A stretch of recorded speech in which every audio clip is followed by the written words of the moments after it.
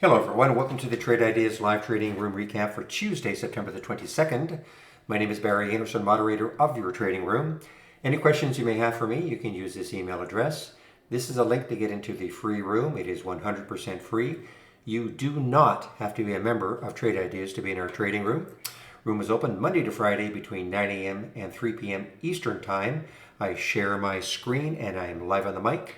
In the email you're getting, you will see a link to my homepage. If you click on that link, you'll see a subscription link. You'll see a promo code there. You'll also see some training links. So I think it's a pretty good link to click on. You'll get a lot of information from it. Okay, I want to go over this BBBY. And the reason I want to talk about it is if you've been in the room certainly starting Friday, you know that we've been getting a little bit enthused again, at least I am getting enthused again, about these crosses, the 8 EMA crossing over or under the 20 SMA. So if you look at the BBBY chart, and this is a very strong stock today, by the way, let me just show what it looks like on the daily chart. You can see there it is on the daily chart, a beautiful big candle. I was saying earlier it was a very ugly looking daily chart with the topping tails, the bottoming tails just kind of chopping around. But today, no question, I mean, if this holds, you don't get a big sell-off that would create a big topping tail, this chart will look pretty nice, maybe even going forward. But, whoops, what I want to show, just a minute, just lost my chart. Give me a second here. Here we go. So what I wanted to show you though are these crosses, the 8 EMA crossing or either over or above the 20 SMA. And the 8 EMA is the orange line and the 20 SMA is the blue line. So at the beginning, I actually took this short right here. Okay, you see how it crossed down and it worked modestly well. And then it came back up and then it started to work again, okay? If I show you that on a 5-minute chart, because it's, I'm using a, you can see there was the cross there down, so 1346, and it got down to 1330. So that's sort of modest. I wouldn't call that great.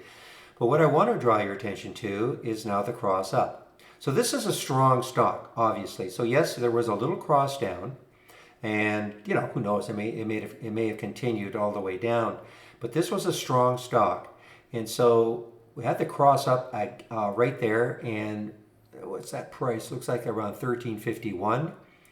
Let me bring back the 2-minute chart. Let's see where it was on the 2-minute chart. 1351. So that was at 1345. So a little bit earlier. So yes, the 2-minute chart will get you in a little bit earlier, but it is a little more risky because you can get a lot more chop, of course, on the lower time frames. But that was pretty close to the same area on the 5-minute chart.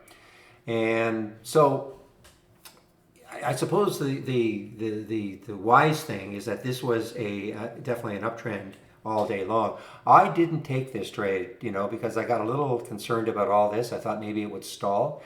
And, obviously I could have taken that trade. And on a 2-minute chart, hardly any pullback whatsoever. Just a minor one right there. And then it got right to the top at 1404. So from 1445 to 1404, even if you didn't get right in at it and you didn't sell right at the top, give me the middle 2/3, and that is still an excellent, excellent trade. Excuse me. So we're definitely looking more and more at these crosses. Real in the room kind of turned us onto them again on Friday. And now I added them. I hadn't had a 2-minute chart up for years.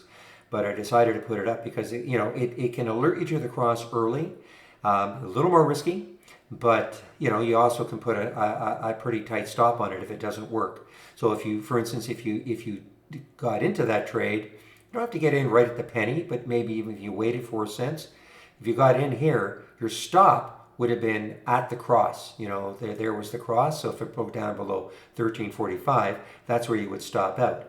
So it gives you a pretty tight stop. So, you might get whipped in and out of trades a little more often, but with a nice tight stop, you can always get back in too.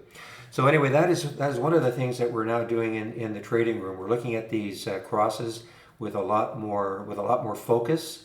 And You know, I think it's interesting because it provides kind of a rule for getting in and out of a trade. Okay, you know, you just have to wait for the crosses to happen, and when they do, you know, you don't have to act on them immediately. You don't have to act on them at all. But I mean, at least if you start watching them enough and you start seeing that, you know, what sort of success rate these things can start to have happen, then, you know, that'll just give you more and more confidence to take the trades. And you know, if it works against you, you have a stop and you get out. So anyway, I do want to get back into the room. Close that down. Bring back my capture program. So if you have any questions, you can use this email address. And this is a link for the free room. I will open the room tomorrow at 9 o'clock Eastern Time. I hope to see you then. Bye-bye.